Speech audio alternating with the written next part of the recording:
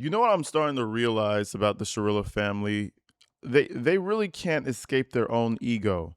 If they felt like they were right in some decision or some instance, they are going to fight to the death to defend that stance, even if they're wrong, even if it's detrimental to their entire family, bro. We already saw Steve Shirllia, LT Steve, Low Test Steve, right? We've already seen him go on interview after interview after interview, making a mockery out of the family, making a mockery out of himself, just making an absolute idiot out of themselves, right? And Natalie Shirllia decided, you know what? Nah, I could do one better. I could do one better. Steve just wasn't ready. It's all the lack of testosterone in his body that made him kind of flop those interviews. Me, the master of the household, I can do it better, right?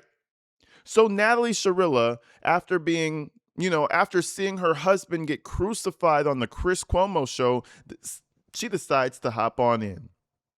And boy, does it go wrong. Now, you see, Natalie, she's really used to softball interviews. She's only had one. She's had one on Netflix, and she's had one on that fucking JFK show. She doesn't know what pushback feels like. She thought she was the best liar in the world until she came in front of Chris Cuomo. When I tell you this girl, she was about to cry the entire interview. Anytime a hard question came up, she's about to cry. I'm talking all 1 hour and 58 seconds of this damn interview. Natalie's on the verge of crying, but she never quite cries. Ain't that a bitch? It's like the tears are welling up, but they never break over the dam. What's up with that?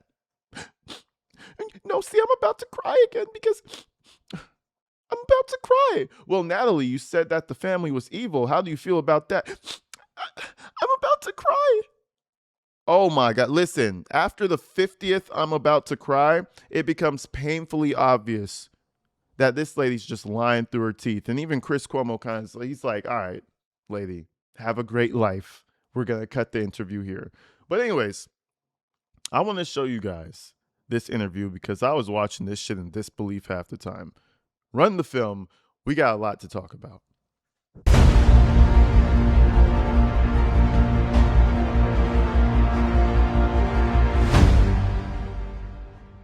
All right, so we have to start from the beginning, ladies and gentlemen. We all know Chris Cuomo's MO. I feel like he starts things off very warm and welcoming and kind of just lets you get your shit off first before he really starts to push back with his questions, right?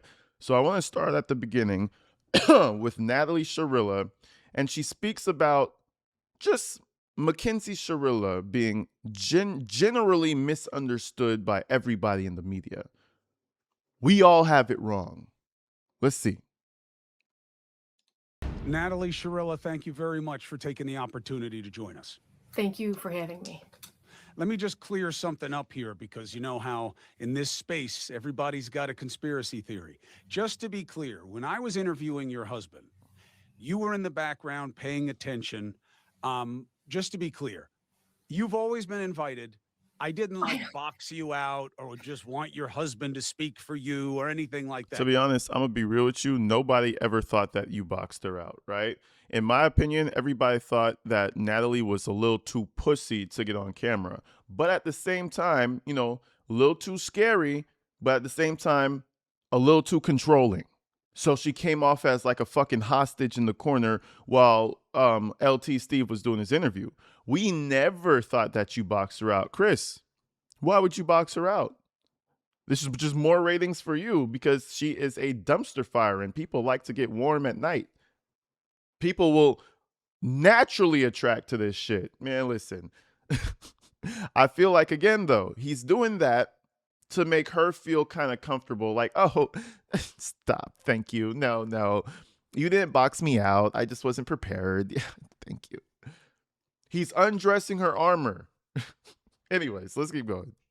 Can you just assure people in the audience of that? No, I knew that. I wasn't camera ready, so I wasn't sure if I didn't know if that was like his thing or I knew that I could always come on, but I was not.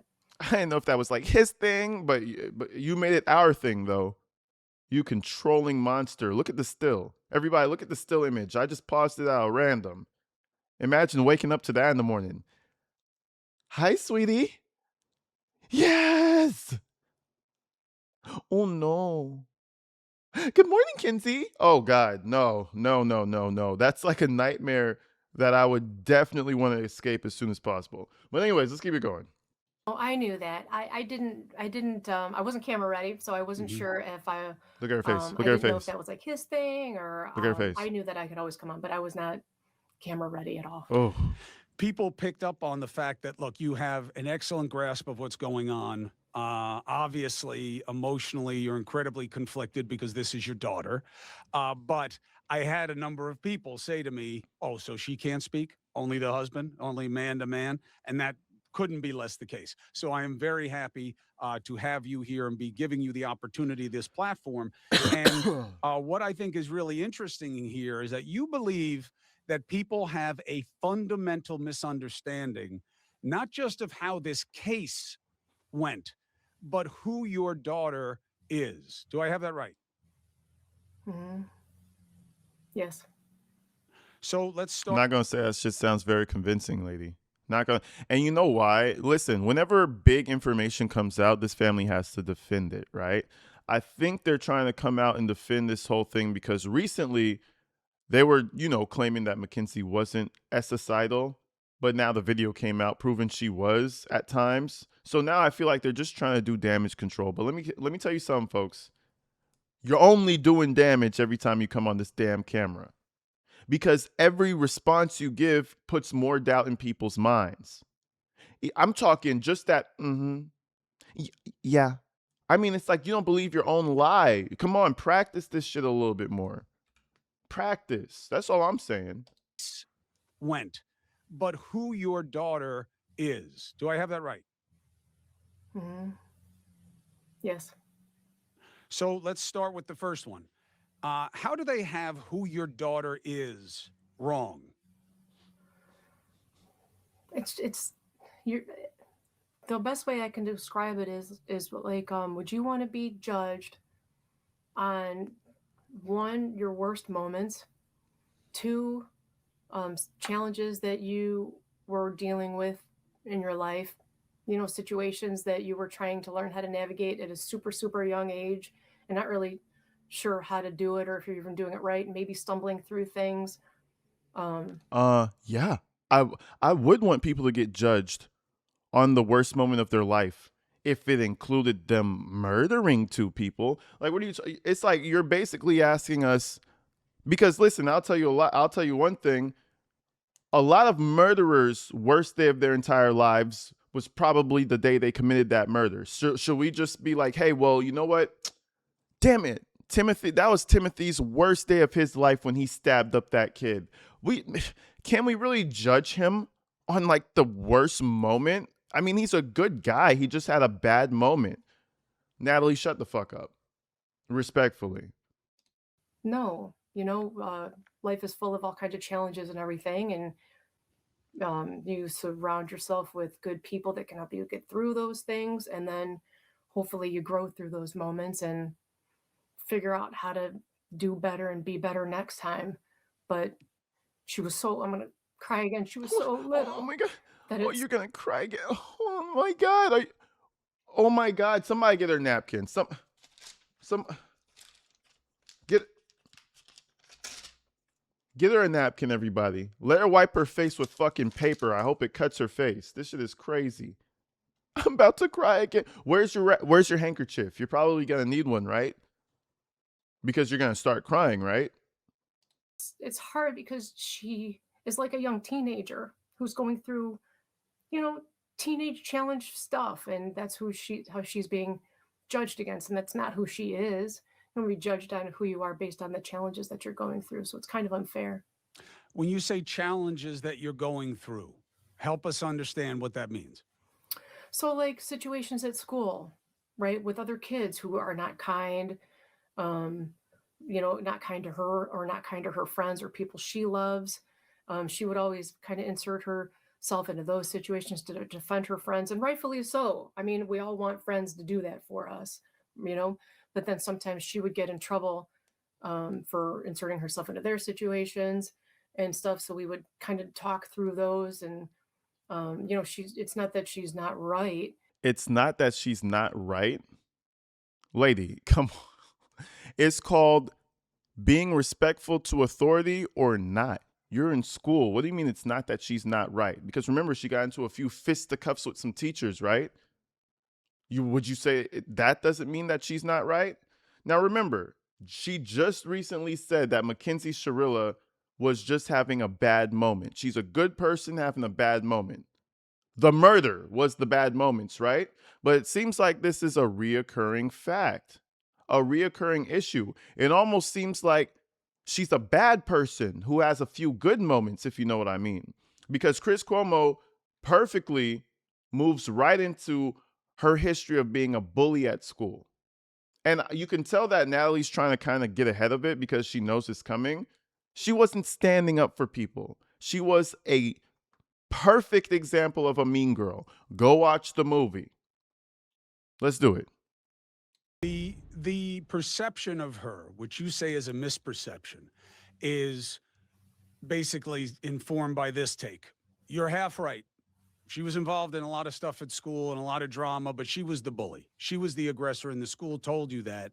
And that's why Mm, people are right to feel how they feel. What do you make of that? how can they possibly know that?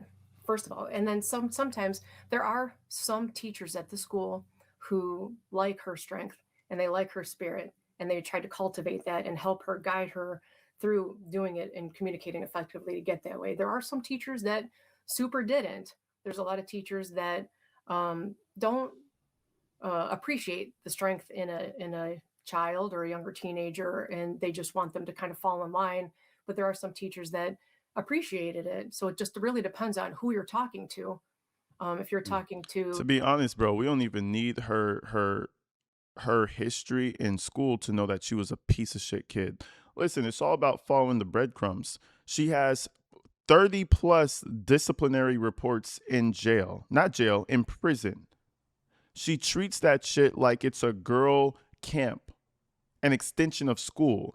The exact way she is in that prison, which seems like a fucking camp to me because she gets to wear jewelry and all types of cool clothes and shit.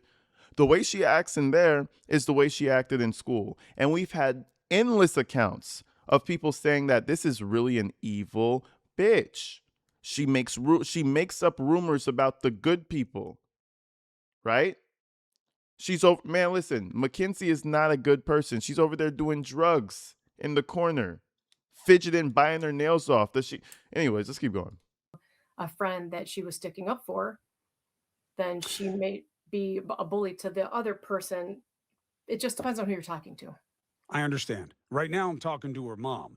And what Yeah. I what I want to make sure is that you know where I'm coming from on this. I'm a pretty open and transparent person in Sure. terms of how I practice my journalism. There are a lot of things out there that you say are wrong, and I want to give you the opportunity Okay. to address them.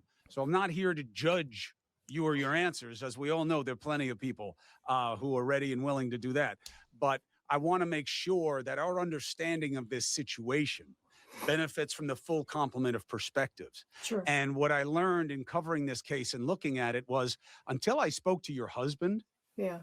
as informed by your perspective in the background, I had no idea how at odds with the attorney and their strategy you had been. So that's where I'm coming from. That I just want to understand all pieces of this to understand how we got here. So the Yeah. next piece of perspective on it is, well, we got here because Mackenzie Shirllia wasn't just a kid experimenting with drugs. This was a heavy duty, hard hitter, wild child. And she, whether that was how she conducted her relationship and how Yeah. she felt about Dom and how she felt about life and death, this was an extreme personality type who was open to reckless behavior. And that's how we got here. Fair assessment. Oh my goodness. No. No. Let me tell you who Mackenzie is. Here comes the tears. She loves her family. She loves her friends fiercely. She's an adventurer. She's the friend that you have who will wake up in the morning and wants to seize the day. Like, let's go kayaking, let's go roller skating. It's pretty outside. Let's go hiking. Let's do whatever. She Okay, so I'm gonna skip past that. You know, she just blows smoke up Mackenzie's ass for like another 3 minutes. But then she's faced with the end of the question where he's like, okay, but what about the negative things? What about all the volatile and wild things she's done? You know, it's there. What do you say about that?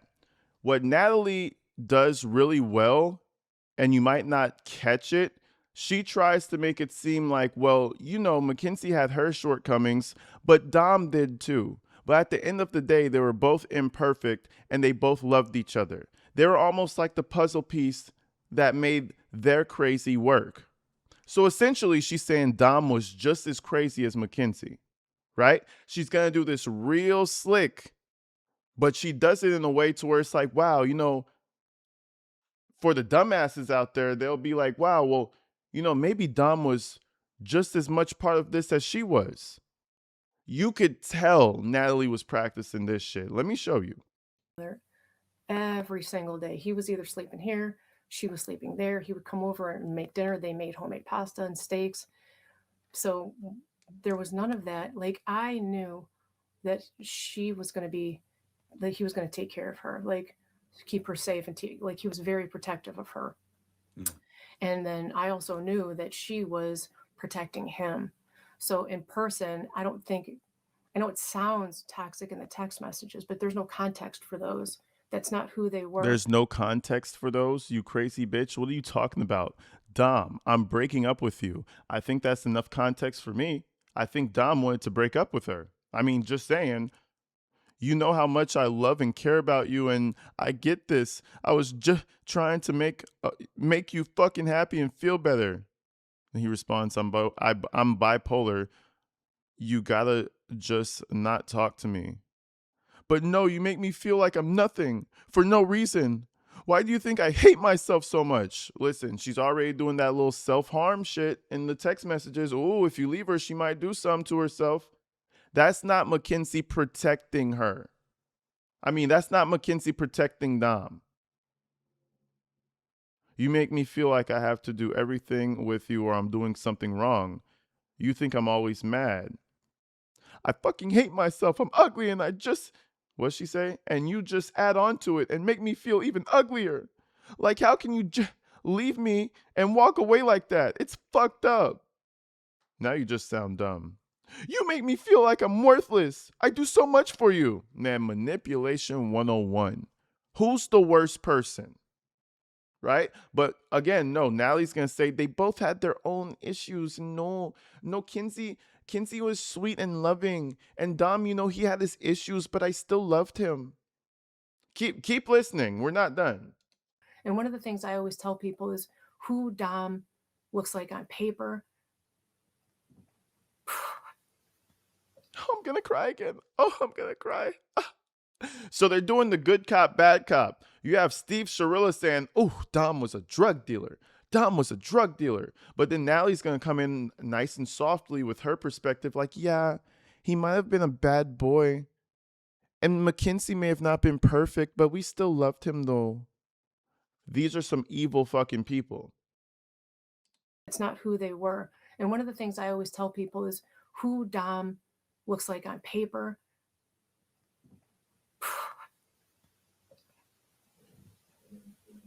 Is not who he was to me. So what they look like on paper, it's not who they were. It's just not who they were. They were very close. They loved each other fiercely. Yeah, They were that's the very problem. cute together. They took care of each other. They wore matching outfits. They timed their day around each other. They made sure that they had each other's food. He cared about her health, and he was trying to work on her. She has POTS, so he was trying to figure out her POTS and her diet and stuff. So they were. But anyway, I mean, listen, he probably was forced to do that, or she was gonna have a meltdown.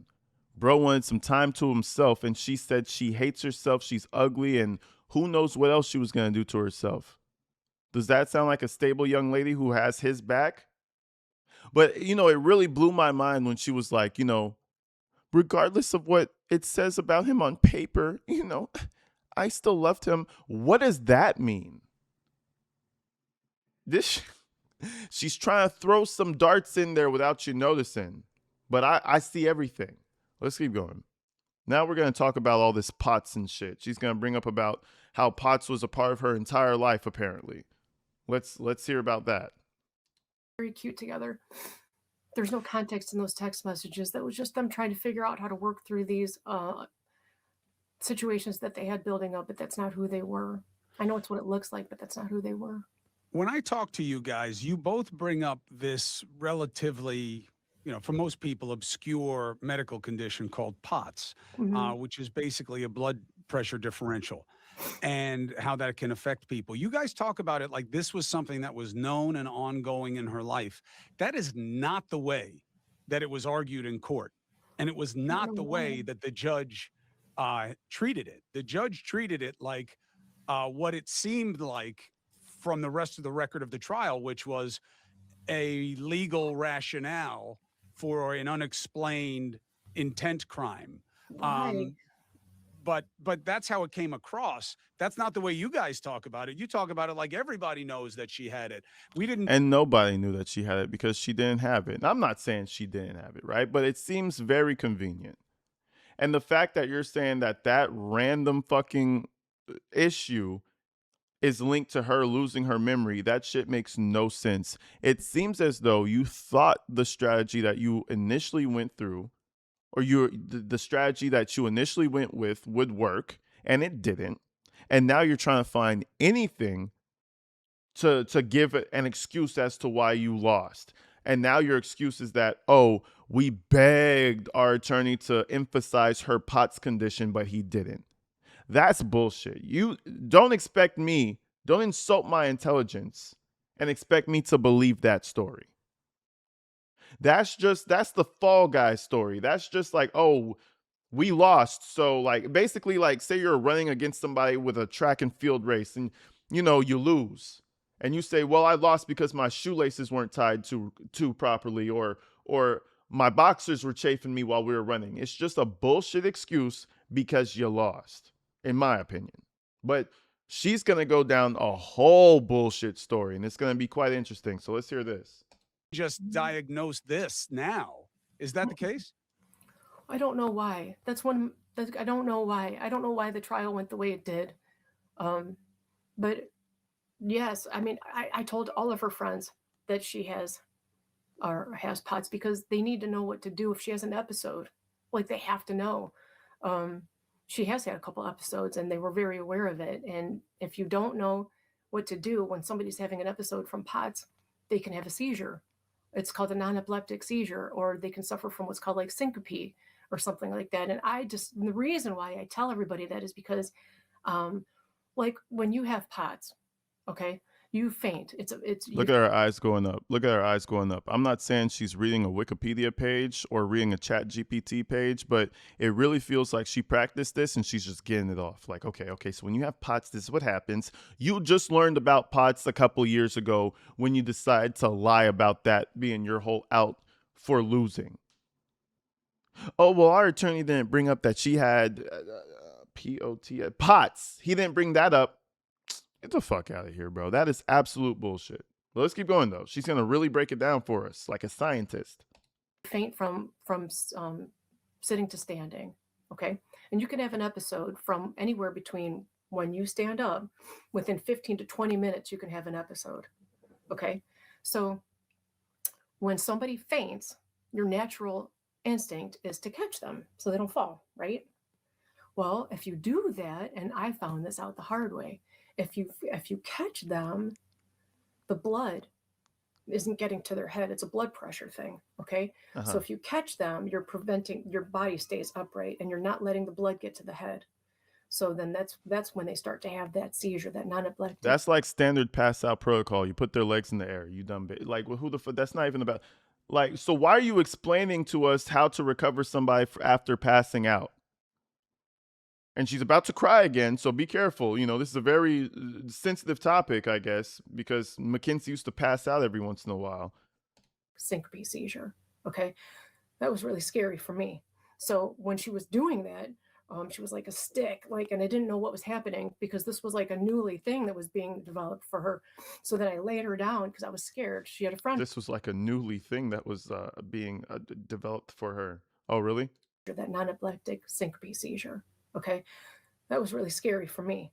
So when she was doing that, she was like a stick, like, and I didn't know what was happening because this was like a newly thing that was being developed for her. Yeah, So yeah. then I laid her down because I was scared. She had a friend over. It was me and her friend were here in the house. So when that happened, I laid her down flat on her side because Naturally, the only thing I naturally. know about people having seizures is that they can choke on their tongue, and I didn't want that to happen. So I laid her on her side, and by doing that, the blood was able to get back in her head, and then she finally came out of it. So I had to tell her friends, please don't catch her if she's having an episode because she needs to lay down. Like she either needs to lay down, or if she's in the process of having an episode, make sure to put her head between her knees. The blood has to get to her head somehow. So I had to make sure to tell everybody. I told the teachers that. But yet, you don't have any witnesses you don't have any school teachers coming up to say, listen, Mackenzie was a little bitch. I hated her, but she's no murderer. She had pots. She passed out all the time.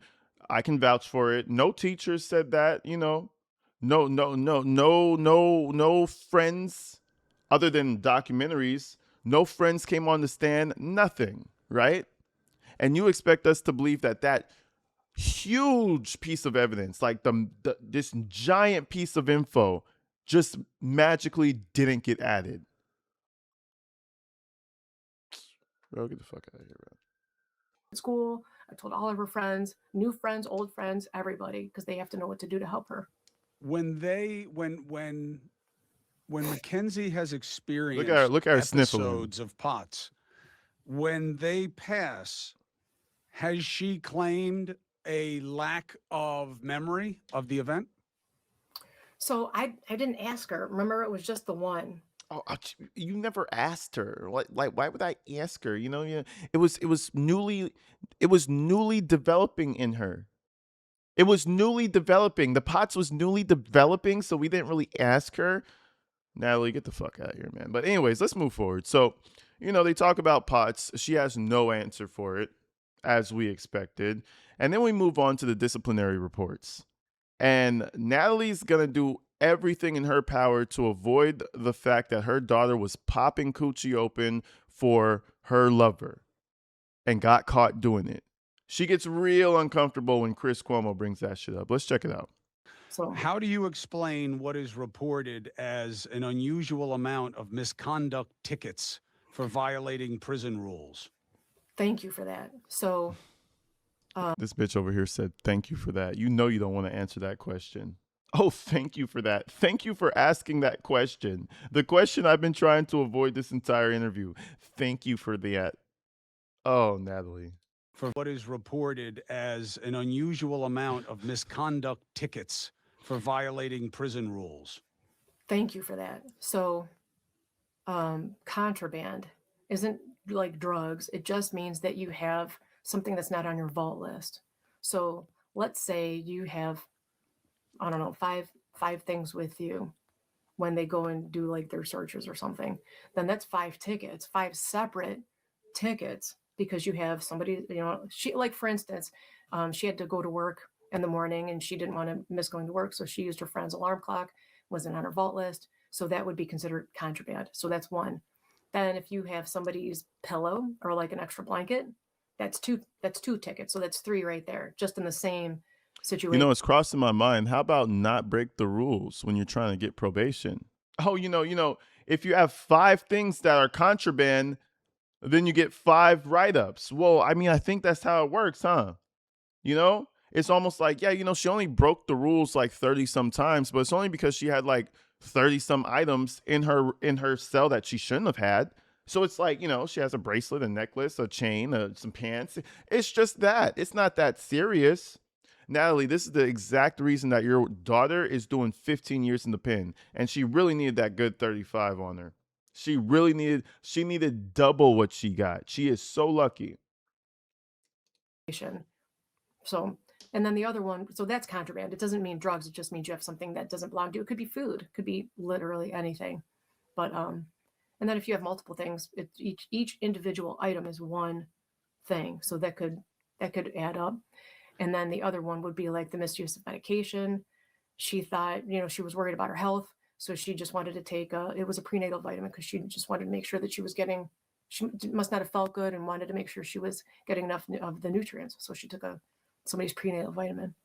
But Were some of the tickets as reported for sexually explicit video calls with an ex-inmate? well, that I can't speak on. Oh, that you can't speak on. You can speak on everything else but that. Well, that I can't speak on. I can't speak on that. Okay. Explicit video calls with an ex-inmate? Well, that I can't speak on. All I can say to that is she's in her early 20s. I don't know anything more about that. Or the only thing I can say is now that you know what the rules are, you got to follow the rules. That's the other thing I always tell my kids. Like, no matter where you go in life, everybody has a different set of rules you have to follow. I have rules at our house. You have rules at your. Ma'am, popping pussy on camera is against any institution's rules. I dare you to go find one to where popping pussy on camera is allowed in the rule books. Okay, I'm not sure if it was coochie or breastises or what they were showing, but they were doing some sexual shit in prison. What do you mean? What are you talking about? Like, oh, everybody's rules are different. Everybody's rules. Like if you go when you go to a restaurant, their rules are different. Like, it's jail. I didn't know. It's better off saying nothing, Natalie. It really is. It's better off saying next question, please. Because everybody's rules are different.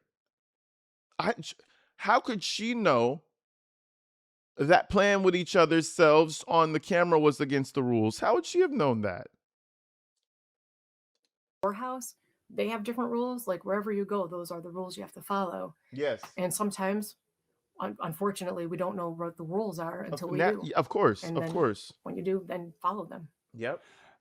Something you can speak to directly is when people hear you have explanations for innocent kinds of tickets, but you say you know nothing about the kind of ticket that would inform people about the nature of her personality, it becomes suspicious of your credibility. Do you understand that? Yes. Now I can't talk on the sex. Yeah. Yeah. No, but.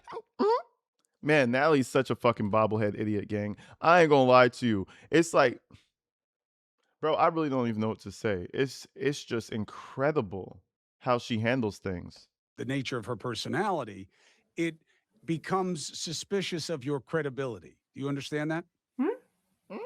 Yes. Now I can't talk on the sex ticket thing. I mean, I'm sure we've all had spicy conversations with our friends and people, so I can't really speak to that. What I can speak on is that none of her tickets are aggressive or violent. She's got extra stuff that doesn't belong to her, like food, pillows, blankets, alarm clocks. You can get a sex ticket, by the way, just for hugging somebody else. But did she get a sex ticket for hugging someone, though? But did she, though? No. Nudity was involved. You could get a sex ticket from hugging somebody. Natalie. Shut the fuck up and listen to the question. I mean, you could get a sex ticket from raising your hands up too high and your boobies fall out. Like, you could just get all types of sex ticket. Man, Natalie, did she get it for that, though? Man, you could tell Cuomo's getting frustrated. Or violent. She's got extra stuff that doesn't belong to her, like food, pillows, blankets, alarm clocks.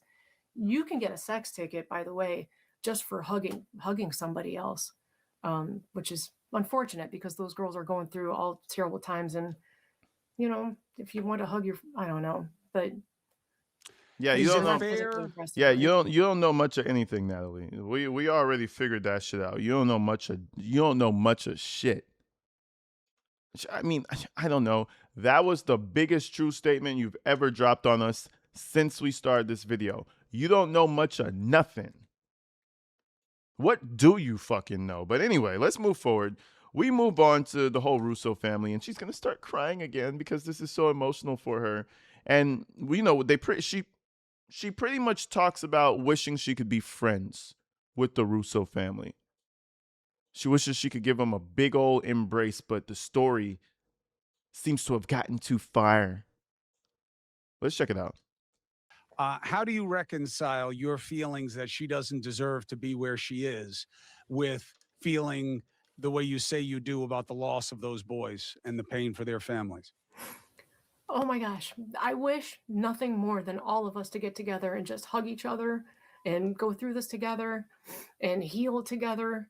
But the way that the story has been written and spread like crazy wildfire, I don't know if there's ever going to be an opportunity for them to even um, want to, which is so unfortunate because um, it's just unfortunate. I know that this appeal process, for instance, is so hard. It's got to be so hard for them to. It's so hard for them to like, well, your appeal got denied, funky bitch. You know what I mean? It's gonna be so hard. So hard. And that's how I could tell this interview was probably recorded a little bit before the news broke that her appeal got denied. Yeah, that's probably part of the reason why they hate you, Natalie. And maybe you saying that Miss Russo, Dom's mom in particular, was an evil woman. You know, they might not like you because of that. They might not like you because you parade Dom around as this big kingpin drug dealer. Yeah, they probably don't like that. Oh, I wish we could. Oh, but it's the story. It's gotten so big. No, you've made them the enemy since day one, and now they're behaving like it, and you're confused. Watch because every time it's in the news, it's like it's been constantly in the news for 4 years. And I know that when it is, it's got to be hard for them to see because it's like picking at a scab. I always say it's like picking at a scab that's never going to heal. Like it's never ever had a chance to heal because it's so in the limelight. So I do feel bad for them because it's a constant reminder that their kids are gone.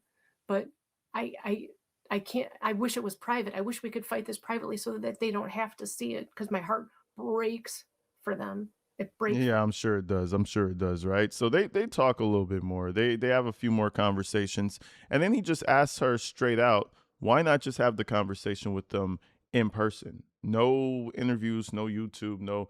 Why not just be a grown woman and have a conversation? And let's hear what she has to say. You talk about the other families. Have you thought about talking to them? What would you say to them? I'm sure they're going to see this. Oh my gosh. I have thought so many times just about walking up to the Flanagan's house and knocking on their door, but I don't know if they want me to, but I want to. And then the Russos, we were very close. We spent a lot of time together after the car accident, like a lot of time. So And why it's not so do it? hard for me to drive past their house. So And you're going across you're going past the question. So why not do it? Hey man, listen. Kind of a piece of shit. You want to have a conversation? Then they can make their choice. Man, she not doing that shit. Fuck that family. That's what she's saying in her head. I don't give a fuck about the Russos nor the Flanagans. Psh, Go, go have a conversation. I guarantee you that's what she's saying in her head. pretend like I don't know them or like this part of my life never existed. And I know in some of my calls, I say different things Yeah, you say horrible in things. regards to them, but we were hurt and struggling and scared.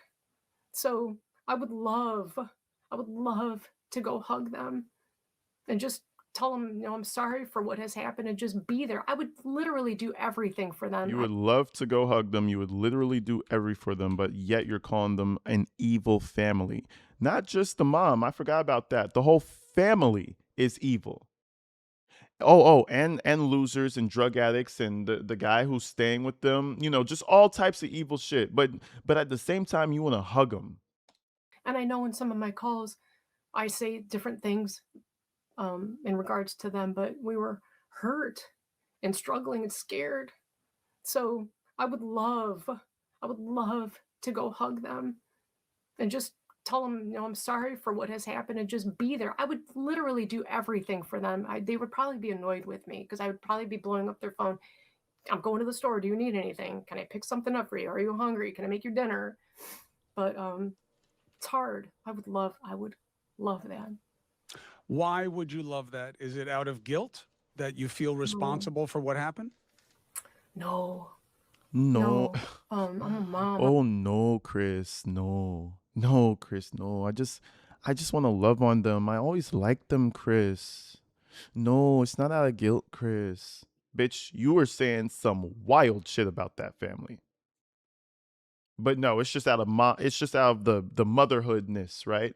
You're a mother, she's a mother. Just because you're a mom. What a fucking liar. For what happened? No, no. I'm a mom. I'm a person.